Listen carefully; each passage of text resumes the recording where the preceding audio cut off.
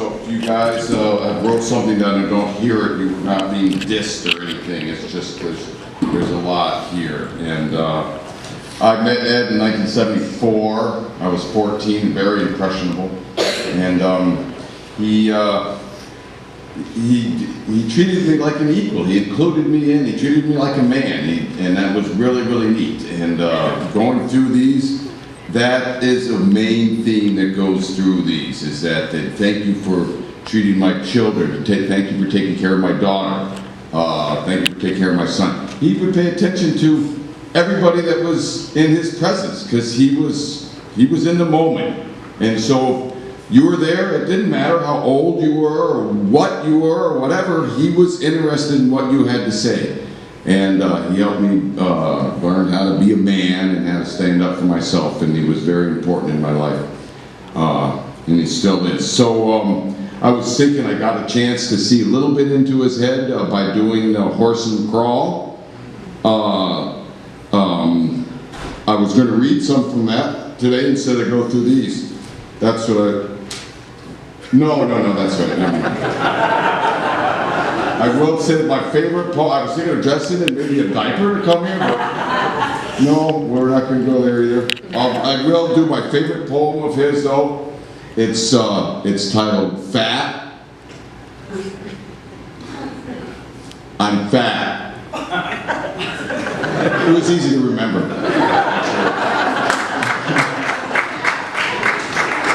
Don't overcook this steak. There's a lot of stuff about steaks. Clever people and grocers, they weigh everything.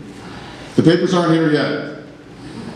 The booming voice is gone from Main Street, and Island has lost its wizard. Wizard of the Island. The Island grandfather. Keep it simple, stupid. I'll try to do that, but I don't know. I'm not going to do this. Is good. Never say awesome. You're awesome. It was in there. I'm a cowboy. There's a lot about the cowboy. The cowboy poem was important. And Republicans, Democrats, a plague on both your houses. Marilyn, you can now reveal Ed's secret recipe for barbecue sauce. Ed, true to the total expression of the human condition. Okay. Oh!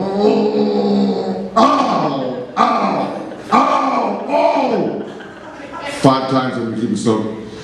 What it sounded like outside the Island Market this summer, Ed had kidney stones.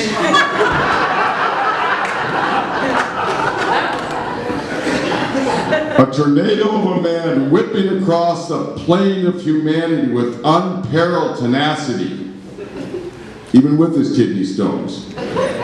Visit to the store equals a grammar exam from Ed. The annual examination and comparison of credentials to determine the appropriate playing field for conversation. Fiercely, ferociously, deeply embracing and resisting with the wild, vibrant gleam in your deeply seeing eyes. You loved and are so loved.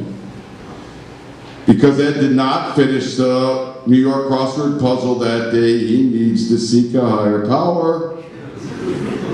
Ed was an educator, a creator, an entertainer, a pontificator, a true inspirator, and a cherished member of our island family. A spirit left the island, something is adrift, Goldfinch song. Always shared colorful descriptions of politics. Rage against the machine. When folks complained about the high price of the groceries, gas, and just about anything, he would point out the grocery store window, which he loved, his $1 million view, at Lake Superior, and reply, "Do you see that water? You know it goes all the way around the island."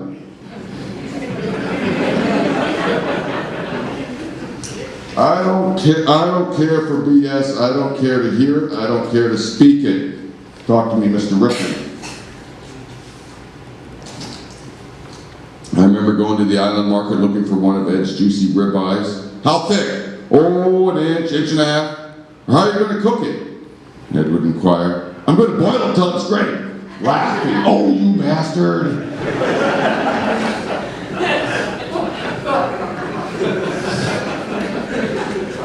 Ed, thank you for being our lightning bug, Kiana and Aaron.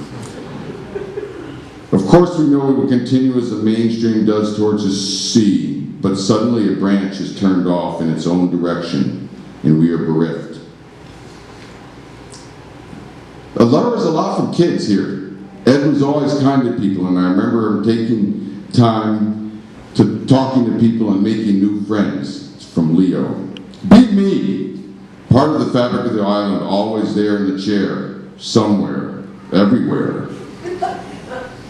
With no wool over his eyes, Ed always spoke, sometimes very passionately, no, almost always very passionately, to the change he wanted to see in the world. Whenever Ed and I spoke, what he said was usually like way over my head. Sean, oh, how's it going, Ed? Ed, same as yesterday. Why do you keep asking me that? Happy hour for Ed? Not Ed. We had transmogrification hour. Chicago Ed, the last of the island legends. You march to a beat of your own drum. Thanks for helping me become a cowboy. The cowboy poem, you guys gotta read it if you haven't. Ed, the spicer of ribs, spicer of conversation, spicer of the corner of Main Street and Middle Road. Don't effing give me advice. And it just says effing. I thought I was gonna have to go like through this and like edit it and stuff, not once. I'll always appreciate Ed's commitment to provide an education for prisoners when very few cared to do so. You could always expect an opinion from Ed, one way or the other. Ed inspired me to follow my dream to create a music camp on Madeline Island. Ed, one of the few understand my love of, I'm not going to get this right, pierogosis and kapusta. Yep. Here's the family good food. Pierogi, okay. Ed was the fourth and first person I met on this island 25 years ago. I met him in a cafe and he invited me and my buddy Nate in, and we dined on with Russian rye and conversation, and he really wanted to know his story. It was important to him. Ed always wanted to know who he was talking to. He was impressed with the person he was talking to. It's always important to time your visits to catch Ed at his best, or not at his worst. Just after much reflection, just think of him as the Mad Mongolian. Thanks for the Hobbit seats. He read to the kids a lot. To be radical means to go to the root. Thank you, Ed, for always going deep down below the ground in words and poetry and politics. Ed was complex. He pushed me to think. Rest well. We're close, if you're hungry. Ed and I played a game not unlike Stump the Band, but rather Stump the Palate, with me asking for snails, eels, oysters, veal shanks, and kidneys. All of these he found save for one, the prickly sea urchin, pointed and painful but sweet to the taste. In his passing, he was that, and he fulfilled my last order. Ed was my sea urchin. Sleep on.